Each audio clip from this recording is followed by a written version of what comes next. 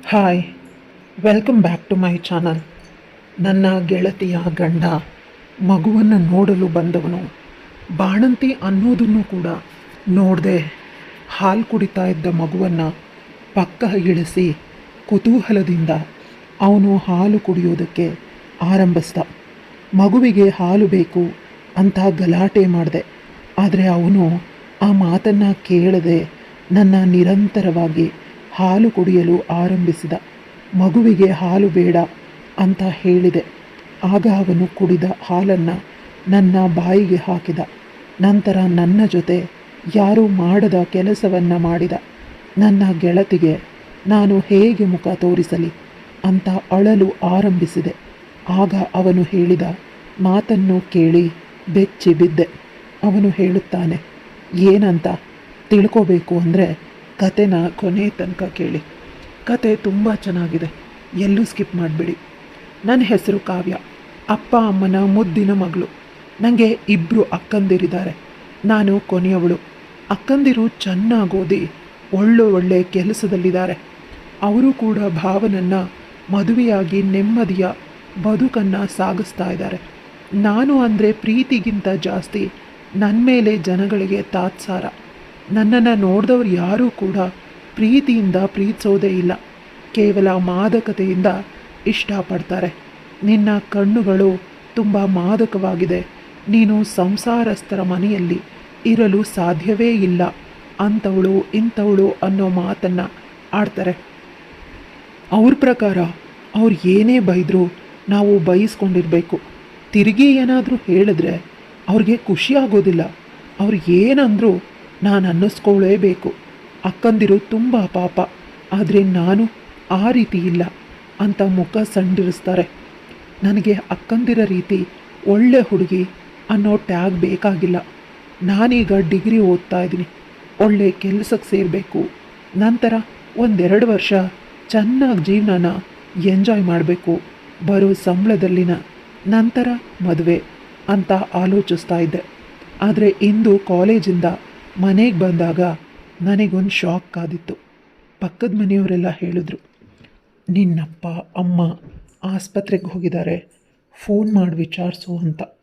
ಗಾಬರಿಯಿಂದ ನಾನು ಅಮ್ಮನಿಗೆ ಫೋನ್ ಮಾಡಿದೆ.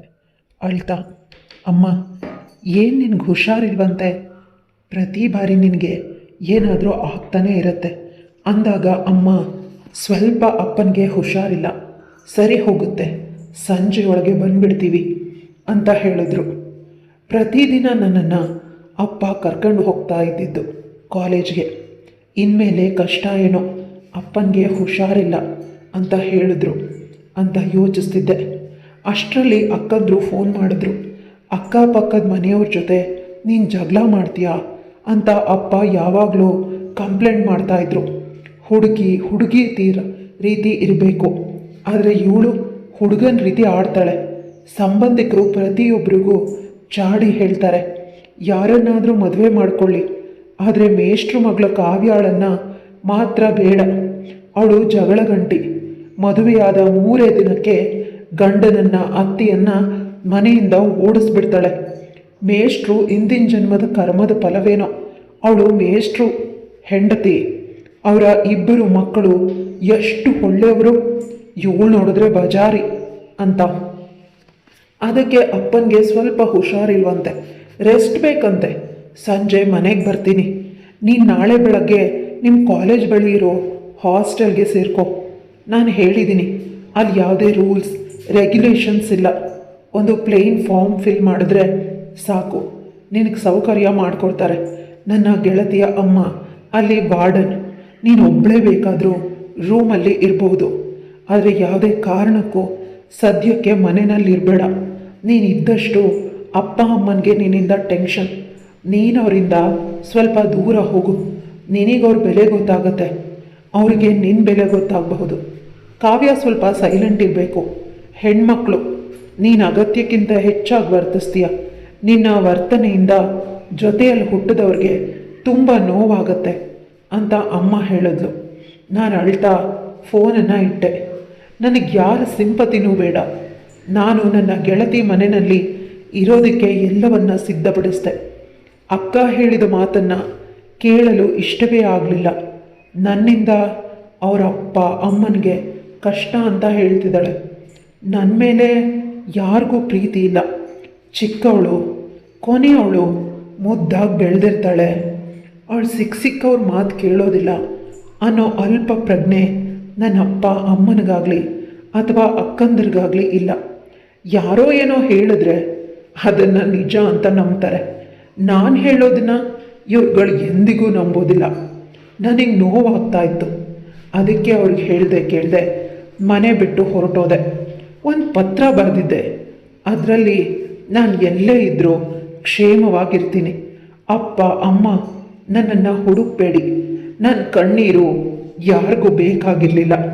ನಾನು ಅಮ್ಮನಿಗೆ ಫೋನ್ ಮಾಡಿ ಹೇಳಿದೆ, ನೀನು ಯೋಚಿಸ್ಬೇಡ, ನಾನು ಆರಾಮಾಗಿದ್ದೀನಿ. ನನ್ನ ಗೆಳತಿ ದೀಕ್ಷಾಳ ಮನೆಯಲ್ಲಿ ಇರ್ತೀನಿ. ಅಕ್ಕಂದಿರಿಗೆ ಆಗಲಿ ಅಪ್ಪನಿಗೆ ಆಗಲಿ ಹೇಳಬೇಡ.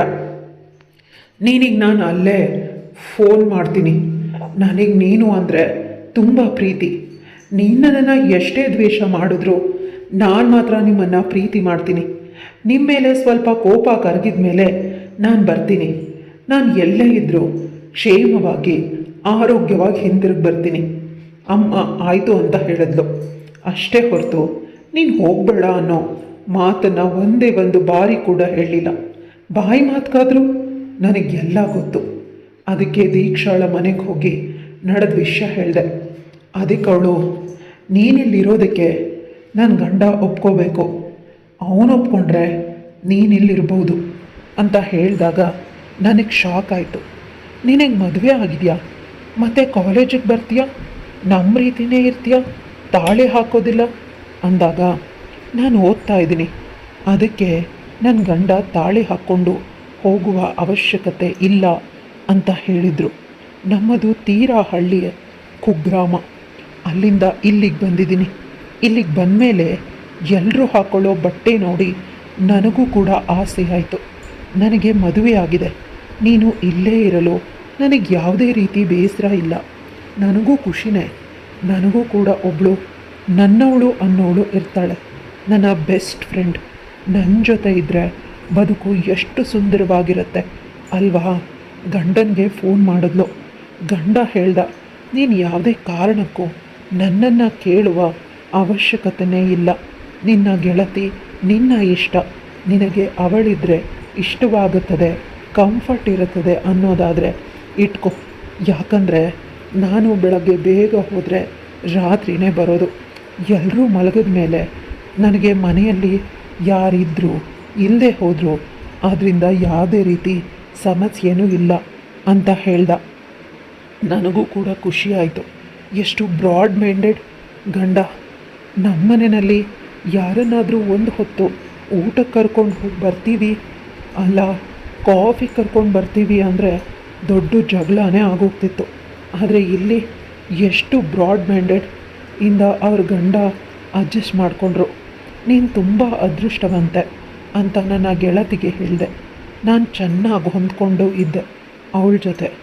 ಅವಳು ಕೂಡ ತುಂಬ ಚೆನ್ನಾಗೇ ಇದ್ಲು. ಮೊದಲು ಅವಳು ಯಾವುದೇ ಕೆಲಸ ಮಾಡ್ತಾನೇ ಇರಲಿಲ್ಲ. ನಿಧಾನವಾಗಿ ಒಂದೊಂದೇ ಕೆಲಸ ನಾನು ಮಾಡ್ತಾಯಿದ್ದೆ. ಆದರೆ ಒಂದಿನ ಅವಳ ಗಂಡ ರಾಜ ಅಂತ ಮನೆಯಲ್ಲಿ ಕೂತ್ಕೊಂಡು 2 ದಿನ ಆಗವನನ್ನು ನೋಡಿದ್ದು. ಅವನು ತುಂಬ ಸುಂದರವಾಗಿದ್ದಾನೆ. ನನ್ನ ಕಡೆ ತಿರುಗಿ ಕೂಡ ನೋಡ್ತಿರ್ಲಿಲ್ಲ. ರೂಮಲ್ಲೇ ಇರ್ತಿದ್ದ. ಇವಳು ಕೂಡ, ಇಬ್ಬರು ರೂಮಲ್ಲೇ ಇರ್ತಿದ್ರು. ನಾನು ಗಂಡ ಹೆಂಡತಿ ಅಂತ ಆ ವಿಷಯದ ಕಡೆ ಗಮನ ಕೊಡದೆ ಓದೋ ಕಡೆ ಗಮನ ಹರಿಸ್ದೆ. ಆದರೆ ಒಂದಿನ ನನ್ನ ಗೆಳತಿ ಅವಳ ಗಂಡನ ಮನೆಯವರು ಬಂದು ತುಂಬ ಗಲಾಟೆ ಮಾಡಿದ್ರು. ಮದುವೆಯಾಗಿ ವರ್ಷ ಕಳೆದ್ರು, ನಿನಗೆ ಮಕ್ಕಳೇ ಆಗಿಲ್ಲ, ನೀನು ಬಂಜೆ ಅಂತ ಬೈದರು. ಅವಳು ತುಂಬ ಅಳ್ತಿದ್ಲು. ಅವಳಿಗೆ ಸಹಾಯ ಮಾಡಬೇಕು ಅನ್ನೋ ಮನಸ್ಸಾಯಿತು. ಅವಳಿಗೆ ಯಾವುದೋ ಒಂದು ಪೂಜೆ ಹೇಳಿದೆ. ಆ ಪೂಜೆ ಮಾಡೋದಕ್ಕೆ ಬೆಳಗ್ಗೆ 4 ಗಂಟೆಗೆ ಎದ್ದು ದೇವಸ್ಥಾನಕ್ಕೆ ಹೋಗಬೇಕಾಗಿತ್ತು. ಅವಳ ಗಂಡನ ಬಳಿ ಕೇಳಿದಾಗ ಅವನು ಬೈದ, ಮೂಢನಂಬಿಕೆ, ನಾನಿದನ್ನು ಒಪ್ಪೋದಿಲ್ಲ, ಆರಾಮಾಗಿ ನಿದ್ದೆ ಮಾಡು ಅಂತ.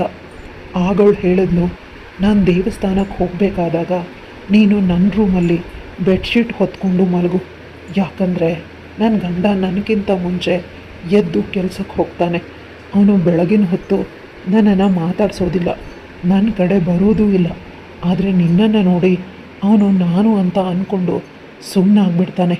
ಮೊದಲು ಭಯ ಆದರೂ ನಂತರ ನನ್ನ ಗೆಳತಿ ನನ್ನ ಕಾಲನ್ನು ಹಿಡ್ಕೊಂಡು ನನಗೊಂದು ಮಗು ಬೇಕು, ಪ್ಲೀಸ್ ಸಹಾಯ ಮಾಡು ಅಂತ ಕೇಳಿದ್ಲು.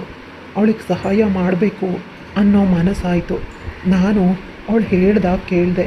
ವಾರಗಟ್ಟಲೆ ಯಾವುದೇ ಸಮಸ್ಯೆನೂ ಆಗಲಿಲ್ಲ. ನಾನು ಚೆನ್ನಾಗಿ ನಿದ್ದೆ ಮಾಡಿದೆ. ಆದರೆ ಇಂದು ಅವಳ ಗಂಡ ಕೆಲಸಕ್ಕೆ ಹೋಗಿಲ್ಲ, ಅವನು ಕೂಡ ಮಲಗಿದ್ದಾನೆ. ನನಗೆ ಭಯ ಆಯಿತು. ಇವಳು ದೇವಸ್ಥಾನಕ್ಕೆ ಹೊರಟೋದ್ಲು, ಏನೋ ಸಮಸ್ಯೆ ಇದೆ ಅಂತ ನಾನು ನೋಡಿದಾಗ ಅವನಿಗೆ ಜ್ವರ ಇತ್ತು. ತಣ್ಣೀರು ಬಟ್ಟೆ ಹಾಕ್ತೆ ತಲೆ ಮೇಲೆ. ಇವಳು ನೋಡಿದ್ರೆ ದೇವಸ್ಥಾನಕ್ಕೆ ಹೊರಟೋಗಿದ್ದಾಳೆ.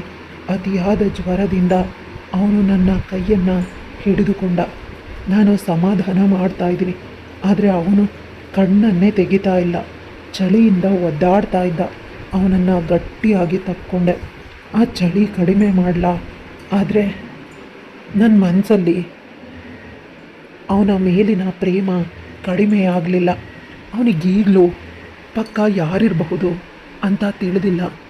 ನಾನು ಸ್ವಲ್ಪ ಯಾಮಾರಿದೆ.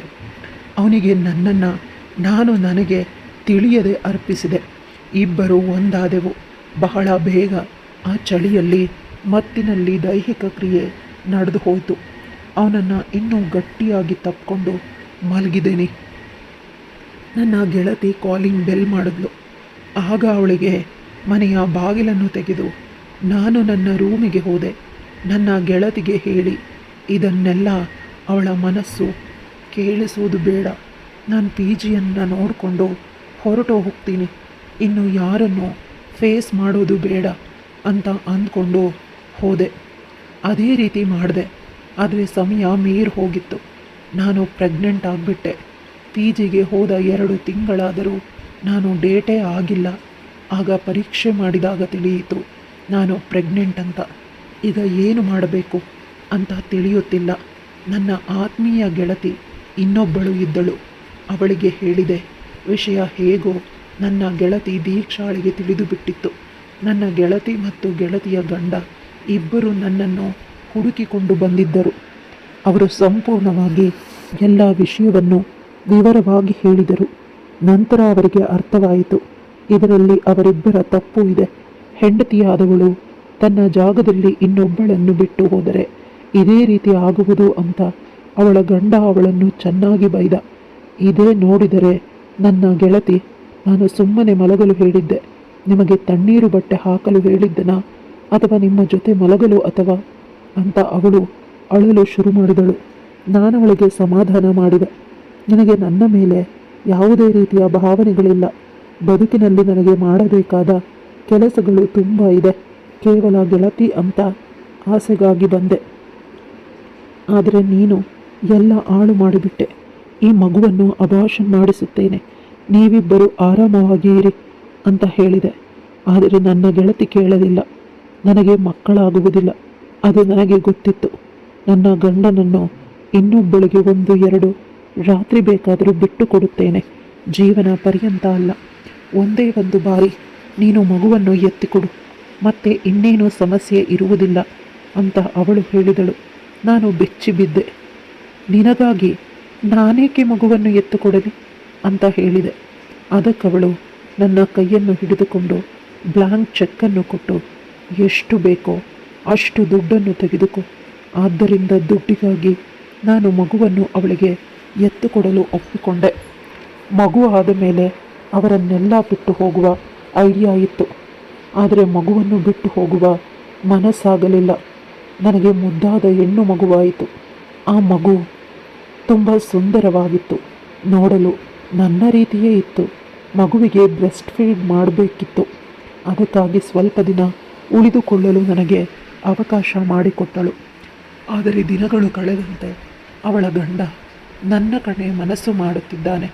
ಅದಕ್ಕಿಂತ ಹೆಚ್ಚಾಗಿ ಅವಳ ಗಂಡ ನನಗೆ ತುಂಬ ಇಂಟ್ರೆಸ್ಟ್ ತೋರಿಸುತ್ತಿದ್ದಾನೆ. ಬಾಣಂತಿ ಆರೈಕೆ ಮಾಡಲು ಕೆಲಸದವರನ್ನು ಇಟ್ಟಿದ್ದಾನೆ. ಮಗುವನ್ನು ನೋಡಿಕೊಳ್ಳುತ್ತಾನೆ. ಆ ಸಂದರ್ಭದಲ್ಲಿ ನನ್ನ ಆಸೆಗೆ ಪಕ್ಕ ಮಲಗುತ್ತಾನೆ. ಮೊದಮೊದಲು ಸುಮ್ಮನಿರುತ್ತಿದ್ದವನು ಇತ್ತೀಚೆಗೆ ನನ್ನ ಮೇಲೆ ಆಸೆಯನ್ನು ಕ್ರಮೇಣ ಬೆಳೆಸಿಕೊಳ್ಳುತ್ತಿದ್ದಾನೆ. ಗಂಡ ಹೆಂಡತಿ ಪ್ರತಿದಿನ ಜಗಳವಾಡುತ್ತಾರೆ. ನಾನು ಬಿಟ್ಟು ಹೋಗುತ್ತೇನೆ ಅಂದರೆ ಡಾಕ್ಟರ್ ಬೈದಿದ್ದಾರೆ. ಮಗು ತುಂಬ ವೀಕ್ ಇದೆ. ನನ್ನ ಗೆಳತಿ ಮನೆಯಲ್ಲಿ ಇಲ್ಲದೆ ಇದ್ದಾಗ ಅವನು ನನ್ನ ಪಕ್ಕ ಬಂದು ಮಲಗಿದ. ನಾನು ಮಗುವಿಗೆ ಹಾಲು ಕುಡಿಸುತ್ತಿದ್ದೆ. ಮಗುವಿಗೆ ಶಬ್ದ ಮಾಡಬಾರದು, ಹೊರಗೆ ಹೋಗಿ ಅಂತ ಹೇಳಿದೆ. ಅವನು ಪದೇ ಪದೇ ಏನೋ ಹೇಳಲು ಪ್ರಯತ್ನಿಸುತ್ತಿದ್ದ. ನಂತರ ನಾನು ಮಗುವಿಗೆ ಹಾಲು ಕುಡಿಸುತ್ತಾ ಇದ್ದೆ. ಮೃದುವಾಗಿ ಮಗುವಿನ ತುಟಿಗಳನ್ನು ಸವರಿದ. ನನ್ನ ಮಗಳಿಗೆ ಹಾಲು ಕುಡಿಸುತ್ತಿರುವ ಮಹಾ ತಾಯಿ ನೀನು, ನನಗೂ ಹಾಲು ಕುಡಿಸು ಅಂತ ಕೇಳಿದ. ನಾನು ನಾಚಿಕೆಯಿಂದ ಬಟ್ಟೆಯನ್ನು ಹಾಕಿಕೊಂಡೆ. ಆದರೆ ಅವನು ಅದನ್ನು ಕಿತ್ತೆಸೆದು ನನ್ನ ಹಾಲನ್ನು ಯಥೇಚ್ಛವಾಗಿ ಕುಡಿಯುತ್ತಿದ್ದಾನೆ. ನನಗೆ ಹಾಲು ತುಂಬ ಬರುತ್ತದೆ. ಮೊದಲು ನಾನು ಪ್ರತಿಭಟಿಸಿದೆ, ಬೇಡ ಅಂತ. ಆದರೆ ಅವನು ಒಪ್ಪುತ್ತಿಲ್ಲ. ಬಲವಂತ ಮಾಡಿದ. ಏನಾದರೂ ಮಾಡಿಕೊಳ್ಳಲಿ ಅಂತ ನಾನು ಮಲಗಿದೆ. ಕಣ್ಣು ತೆಗೆದು ನೋಡಿದರೆ ಅವನು ನನ್ನ ಹಾಲನ್ನು ಕುಡಿಯುತ್ತಿದ್ದಾನೆ. ಹಾಲು ತುಂಬ ಸಿಹಿಯಾಗಿದೆ ಅಂತ ಸ್ವಲ್ಪ ಅವನು ಕುಡಿದ ಹಾಲನ್ನು ನನ್ನ ಬಾಯಿಗೆ ಹಾಕಿದ. ನನಗೆ ಶಾಕ್ ಆಯಿತು. ಈ ರೀತಿ ನನ್ನ ಜೊತೆ ಏಕೆ ಮಾಡುತ್ತಿದ್ದಾನೆ ಅಂದು. ಆದ ಆಕ್ಸಿಡೆಂಟಿಂದ ಇನ್ನು ಜೀವನದಲ್ಲಿ ನಾನು ಮೇಲೆ ಏಳಲು ಸಾಧ್ಯವಾಗದೆ ಅನುಭವಿಸುತ್ತಿದ್ದೆ. ನನ್ನ ಹೆತ್ತವರಿಗೆ ಹೇಗೆ ಮುಖ ತೋರಿಸಲಿ? ಅವನಿಗೆ ಹೇಗೆ ಹೇಳಿದರೂ ಅವನು ಕೇಳುತ್ತಿಲ್ಲ. ಮೊದಲು ಹಾಲನ್ನು ಬಾಯಿಗೆ ಹಾಕಿದ, ನಂತರ ತುಟಿಗಳನ್ನು ಅಟ್ಯಾಕ್ ಮಾಡಿದ. ನಾನು ಬಾಣಂತಿ, ನನ್ನ ಜೊತೆ ಈ ರೀತಿ ಮಾಡಬೇಡ ಅಂದರೂ ಕೇಳುತ್ತಿಲ್ಲ. ನಿಧಾನವಾಗಿ ನನ್ನನ್ನು ಆವರಿಸಿದ. ಪುನಃ ನನ್ನ ಜೊತೆ ದೈಹಿಕ ಕ್ರಿಯೆ ನಡೆಸಿ ಬಿಟ್ಟ. ಪದೇ ಪದೇ ಇದೇ ರೀತಿ ಆದರೆ ನನ್ನ ಗೆಳತಿಗೆ ನಾನು ಮುಖ ಹೇಗೆ ತೋರಿಸಲಿ ಅಂತ ಹೇಳಿದಾಗ ನನ್ನ ಗೆಳತಿಯ ಗಂಡ ನನ್ನನ್ನು ಗಟ್ಟಿಯಾಗಿ ಹಿಂದೆಯಿಂದ ತಬ್ಬಿಕೊಂಡು ಅವನು ಹೇಳಿದ, ನಿನ್ನ ಗೆಳತಿಗೆ ಗಂಡ ಸಂಸಾರ ಅದ್ಯಾವುದರೂ ಇಷ್ಟವಿಲ್ಲ. ಅವಳಿಗೆ ನಾನು ಮುತ್ತು ಕೊಟ್ಟು ಎಷ್ಟು ದಿನ ಆಗಿದೆಯೋ. ಅವಳಿಗೆ ಯಾವಾಗಲೂ ಪೂಜೆ, ದೇವರು, ದೇವಸ್ಥಾನ ಅಷ್ಟಿದ್ದರೆ ಸಾಕು. ಅಪ್ಪ ಅಮ್ಮನ ಬಲವಂತಕ್ಕೆ ಅವಳು ನನ್ನನ್ನು ಮದುವೆಯಾಗಿದ್ದು. ಆದರೆ ಈಗ ಅದರಿಂದ ನಾನು ತುಂಬ ಅನುಭವಿಸುತ್ತಿರುವುದು ಕೂಡ. ನಾನು ಅಂದು ಜ್ವರದಿಂದ ಮಲಗಿದ್ದೆನಲ್ಲ, ನನಗೆ ಪ್ರಜ್ಞೆ ಇತ್ತು. ನಿನ್ನ ಜೊತೆ ಸೇರಿದ್ದು ನೆನಪಿತ್ತು. ಎಷ್ಟು ದಿನ ಅಂತ ನಾನು ಸುಮ್ಮನೆ ಇರಲಿ? ನನಗೂ ಇವೆಲ್ಲ ಬೇಕಲ್ಲವೇ? ಬೇಕೇ ಬೇಕು ಅಂದರೆ ನನ್ನ ಬೆಳಗ್ಗೆ ಏಕೆ? ನಾನೇನು ನಿಮ್ಮ ಹೆಂಡತಿಯಲ್ಲ ಅಂತ ಜೋರು ಮಾಡಿದೆ. ಅವನು ಏನು ಮಾತಾಡದೆ ರೂಮಿಗೆ ಹೊರಟು ಹೋದ ಮುಗಿದ ಹೋಯಿತು. ನಾನು ನಾಳೆಯೇ ಮಗುವನ್ನು ಬಿಟ್ಟು ಹೊರಟು ಹೋಗುತ್ತೇನೆ, ಎಲ್ಲರೂ ಹೇಳುವುದಕ್ಕಿಂತ ಮುಂಚೆ ಅಂತ ಯೋಚಿಸಿದೆ. ಅಷ್ಟರಲ್ಲಿ 5 ನಿಮಿಷದಲ್ಲಿ ಅವನು ಡೈವರ್ಸ್ ಪೇಪರನ್ನು ತೆಗೆದುಕೊಂಡು ಬಂದ.